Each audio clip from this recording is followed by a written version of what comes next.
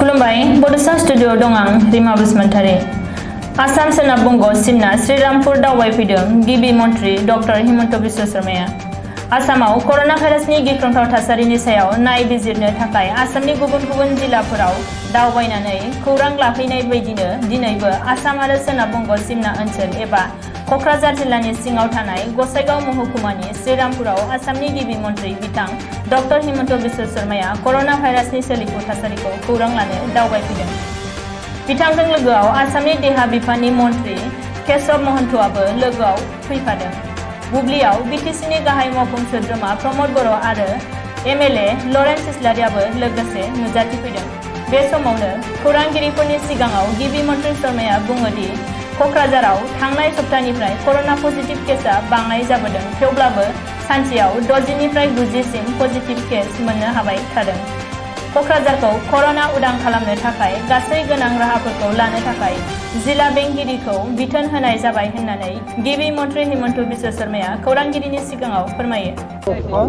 আজি অসমৰ সন্মানীয় স্বাস্থ্য মন্ত্ৰী কেশৱ মহন্ত ডাঙৰীয়া আৰু বিটিচিৰ মুখ্য কাৰ্যবাহী বিটিচি প্ৰধান প্ৰমোদ বড়ো ডাঙৰীয়াৰ লগত মই অসম পশ্চিমবংগ সীমান্তলৈ আহিছিলোঁ।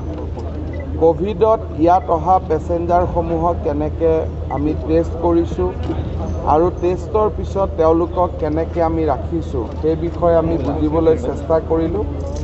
লগতে কোকৰাঝাৰ জিলাৰ সামগ্ৰিক কোভিড পৰিস্থিতিৰ ওপৰতো আমি এটা সম্যক বিশ্লেষণ কৰিলোঁ। যোৱা সপ্তাহত ইয়াত দেখা গৈছে যে পজিটিভিটি ৰেট কমিছে, কিন্তু প্ৰতিদিনাই 60ৰ পৰা 90টাৰ ভিতৰত আমাৰ পজিটিভ কেছ আহি আছে। মই উপায়ুক্ত মহোদয়ক কৈছোঁ যে আমি হোম কোৱাৰেণ্টাইন লাহে লাহে কমাব লাগে, কাৰণ হোম কোৱাৰেণ্টাইনৰ ফলত গাঁৱত কেছ বাঢ়েগৈ আৰু আমাৰ ৰেড টেষ্টৰ লগত RT-PCR টেষ্ট বঢ়াব লাগে, যাতে খুব সোনকালে কোভিড আমি কোকৰাঝাৰ জিলাৰ পৰা নিৰাময় কৰিব পাৰোঁ। আপোনালোকে যদি কিবা সুধিব খোজে সুধিব পাৰে। অসমত মৃত্যুৰ হাৰ বাঢ়ি আছে, কিন্তু পজিটিভ কেছৰ এই ক্ষেত্ৰত কি ব্যৱস্থা কেইটামান দিন লাগিব, কাৰণ আজি আপোনালোকে যি মানুহক মৃত্যু হোৱা দেখিছে তেওঁলোক হস্পিটেলত 7 দিন বা 9 দিন আগত অহা, গতিকে আজি যিখিনি মৃত্যু আমি দেখিছোঁ তাৰ ৰিফ্লেকশ্যনটো 9 দিন আগৰ, কাৰণ অহাৰ লগে লগেতো মৃত্যু নহয়, কোনোবা 8 দিন আগতে হস্পিটেলত আহিছে, কোনোবা 7 দিন আহিছে। যিহেতু এতিয়া আমাৰ কেছ সংখ্যা পজিটিভিটিটো কমিছে, কিন্তু এবছলিউট নাম্বাৰটো কমা নাই, কাৰণ আমি টেষ্ট বহুত কৰিছোঁ। যোৱাকালি 1,20,000 কৰিছোঁ। 6,000ৰ আশে পাশে এতিয়াও আমাৰ কেছ আছে।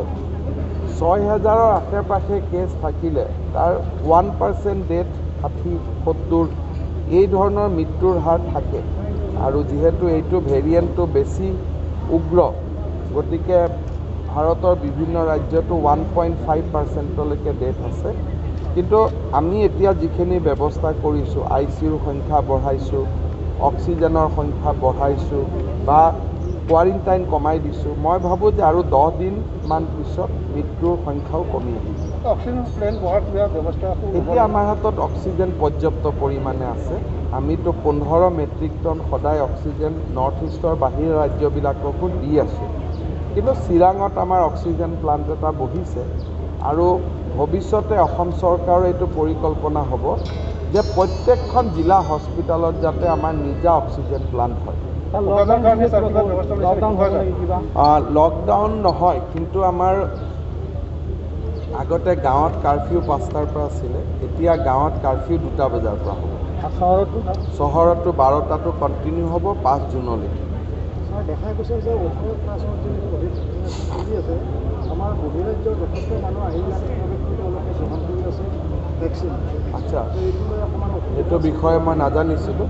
যদি লৈ আছে আমি আজিৰ পৰা, কাৰণ তেওঁলোকক নিজৰ ৰাজ্যতে ল'ব লাগে, গতিকে ইয়াত যদি লৈছে মই এতিয়া হয় ছাৰ, ধুবুৰী আৰু কোকৰাঝাৰ জিলাত তেনেকুৱা ধৰণৰ মই আজিয়ে ব্যৱস্থা ল'ম। ছেকেণ্ড ড'জৰ যি টাইমটো এতিয়া বহুত বঢ়াই দিয়া হ'ল, তাৰ বিষয়ে সেইটো আৰু বিজ্ঞানীসকলে কৰিছে, তাত মইতো কমেণ্ট দিয়াৰ ৰাস্তা নাই।